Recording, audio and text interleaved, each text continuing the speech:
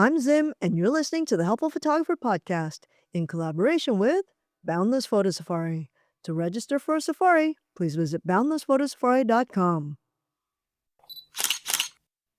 This episode is for Barbara in San Francisco. Barbara, you've been nudging me to do a podcast on composition for a couple of years now. I'll admit, I've always hesitated. Podcasting is an audio medium, and photography is a visual one. I'm used to showing composition, not describing it. But after a lot of thought, I've decided to take the challenge.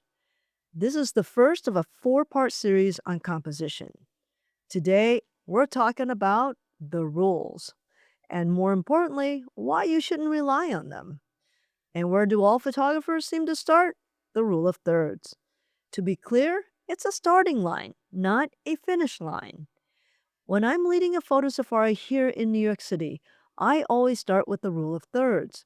Most of you know it. It's the first thing every TikToker or blogger mentions.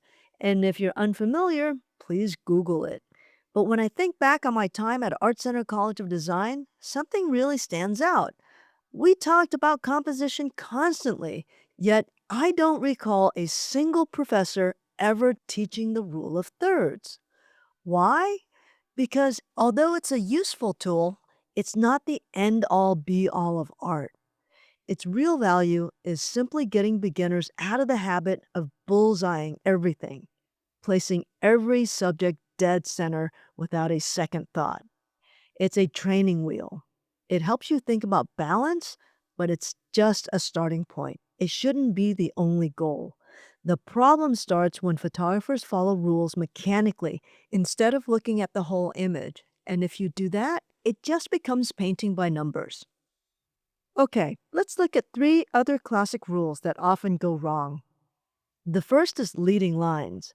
We're told to use lines to lead the eye toward the subject. That can be powerful, but it's not a requirement. Think about a great portrait. Most portraits don't have leading lines at all. They work because of light, expression, and gesture. Simply having a line enter the frame doesn't magically make the photo better. Another one is the foreground, middle ground, and background rule. This is a staple of landscape photography. The idea is that the foreground pulls you in, the middle ground holds you, and the background provides depth.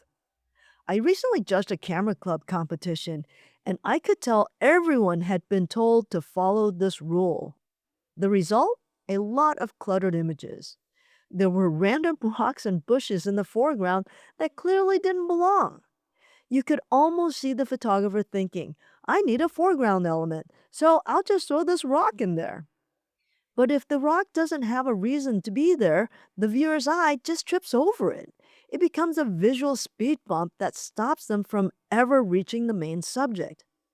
The last one is framing. Framing uses elements like an archway or tree branches to surround the subject.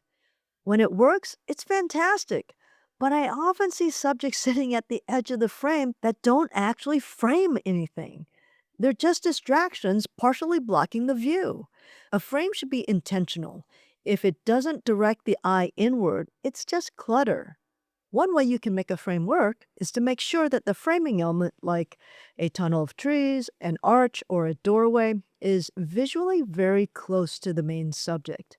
One way that you can do that is to back up and use a long lens to compress that arch and the subject together, or, if possible, move the subject until they fill that frame. So, if these 4 rules aren't the answer, what is? It comes down to one question you must ask yourself every time you look through the viewfinder. Does it work? Does every element in this frame support the image I'm trying to create? Composition isn't about checking off a list of rules, it's about how every element relates to the others. And if you're thinking to yourself, that's a lot to think about, well, yeah, it is. And that's what makes great art great. You have to remember that the most interesting art comes from breaking the rules. Instead of placing a rock in the foreground just to have one, what if you get low and wide and make that rock the main subject? Instead of using a line to lead to a subject, what if the line itself is the subject? When you're out shooting, It's fine to have these rules in the back of your head, but don't stop there. Ask yourself how you can simplify the scene. How can you make it feel intentional? That is the heart of composition. And over time, and with a lot of practice and experience, you'll find seeing these things will be second nature. Next week, we're going to tackle a big one.